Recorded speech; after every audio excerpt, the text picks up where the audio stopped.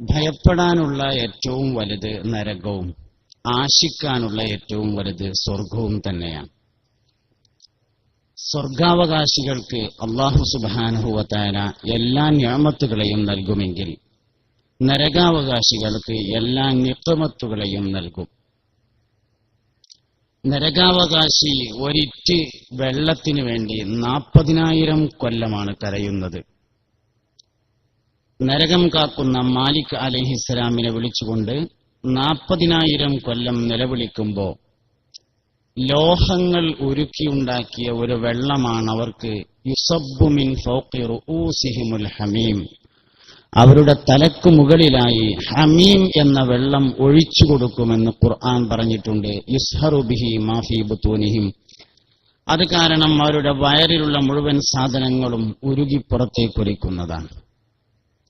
ഒരു മഴ പെയ്തെങ്കിൽ എന്ന് നരകാവകാശി ആഗ്രഹിക്കുന്നത് 1000 വർഷമാണ്. 1000 കൊല്ലം കഴിയുമ്പോൾ ഒരു കറുകറുത്ത കാർമേഘം മുകളിലേക്ക് ഉയർന്നു വരും. ഇപ്പോൾ മഴ പെയ്യുമെന്ന് കരുതി നരകാവകാശികൾ ആഗ്രഹത്തോടുകൂടെ നോക്കുമ്പോൾ ഒട്ടകത്തോളം വലിപ്പമുള്ള തേളുകൾ അതിൽ നിന്ന് വർഷിക്കുന്നതും ഒരു തേളിന്റെ ഒരു കുത്തുകൊണ്ടാൽ അതിന്റെ വേദന 1000 കൊല്ലം നീണ്ടു നിൽക്കുന്നതുമാണെന്ന് പുണ്യനബി സല്ലല്ലാഹു അലൈഹി വസല്ലമ തങ്ങൾ പഠിപ്പിച്ചിട്ടുണ്ട്. അതുകൊണ്ട് ജീവിതത്തിൽ ഏറ്റവും കൂടുതൽ ഭയപ്പെടേണ്ടത് നരകത്തെയാണ്. എന്നാൽ ജീവിതത്തിൽ ഏറ്റവും കൂടുതലായി ഒരു മനുഷ്യൻ ആശിക്കേണ്ടത് സ്വർഗത്തെയാണ്. സ്വർഗം അള്ളാഹുവിന്റെ നിഅമത്തുകളെ കൊണ്ട് നിറക്കപ്പെട്ട ഭവനമാണ്. എന്തൊക്കെ സുഖങ്ങൾ ആവശ്യമുണ്ടോ ആ സുഖങ്ങളെല്ലാം അള്ളാഹു റബ്ബുൽ ഇസ്സത്ത് സ്വർഗത്തിൽ നൽകുന്നു. മുമ്പ് കാലത്ത് ആഗ്രഹിച്ച് മറന്നുപോയ കാര്യങ്ങളൊക്കെ ഓർമ്മപ്പെടുത്തി അല്ലാഹു തആല നൽകുന്ന അവന്റെ നിഅമത്തിന്റെ ഭവനമാണ് സ്വർഗം എന്ന് പറയുന്നത്. റബീഉൽ അവ്വൽ മാസത്തിന്റെ അവസാന ഭാഗത്ത് സ്വർഗത്തിലേക്ക് കടക്കുന്നതിന് മുമ്പ് ഒരു കാര്യം ഞാൻ ഓർമ്മപ്പെടുത്തുന്നു. വാപ്പാര് ഉമ്മാര് മക്കളെ മഹ്ശറയിൽ വെച്ച് തിരിഞ്ഞു നോക്കുന്നത് സിറാത്ത് പാലം കടന്നതിന്റെ ശേഷമാണ്. മക്കൾ മാതാപിതാക്കളെ തിരിഞ്ഞു നോക്കുന്നത് സിറാത്ത് പാലം കടന്നതിന്റെ ശേഷമാണ്. എന്നാൽ സിറാത്ത് പാലം കടക്കുന്നതിന് മുമ്പായി മനുഷ്യരെ തിരിഞ്ഞു നോക്കുന്ന ഒരേ മനുഷ്യൻ മാത്രമേ ഉണ്ടാകൂ. അത് മുഹമ്മദ് നബി സല്ലല്ലാഹു അലൈഹി വസല്ലമ തങ്ങളാണ്. ഒരിക്കൽ ഒരു സഹാബി വര്യൻ വന്നിട്ട് അള്ളാഹുവിന്റെ റസൂലിനോട് ചോദിച്ചു, പുണ്യ നബിയെ, എനിക്ക് മഹ്ശറയിൽ വെച്ച് നിങ്ങളെ കാണണം നബിയെ, അതിന് ഞാൻ എവിടെയാണ് അന്വേഷിക്കേണ്ടത്? അള്ളാഹുവിന്റെ റസൂല് പറഞ്ഞു, ഞാൻ നന്മതിന്മകൾ എഴുതിയ ഏടുകൾ വിതരണം ചെയ്യുന്ന സ്ഥലത്തുണ്ടാകും, അവിടെ നീ എന്നെ അന്വേഷിക്കണം.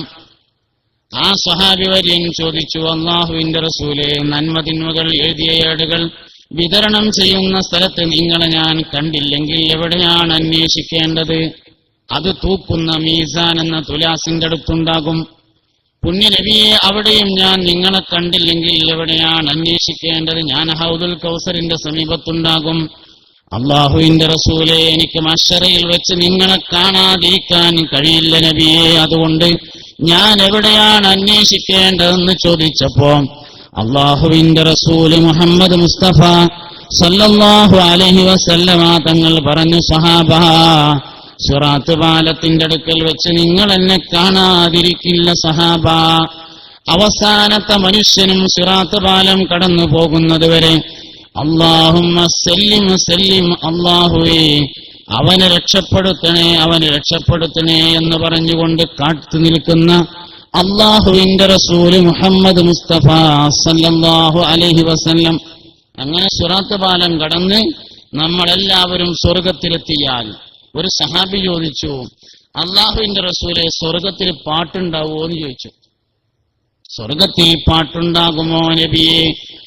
അഫിൽ ജന്നത്തി സമാഉൻ യാ റസൂലല്ലാഹ്, അള്ളാഹുവിന്റെ റസൂലെ, സ്വർഗത്തിൽ പാട്ടുണ്ടോ എന്നൊരാൾ ചോദിച്ചപ്പോ പുണ്യനബി പറഞ്ഞു, ഫിൽ ജന്നത്തി സമാ, സ്വർഗത്തിൽ പാട്ടുണ്ട്.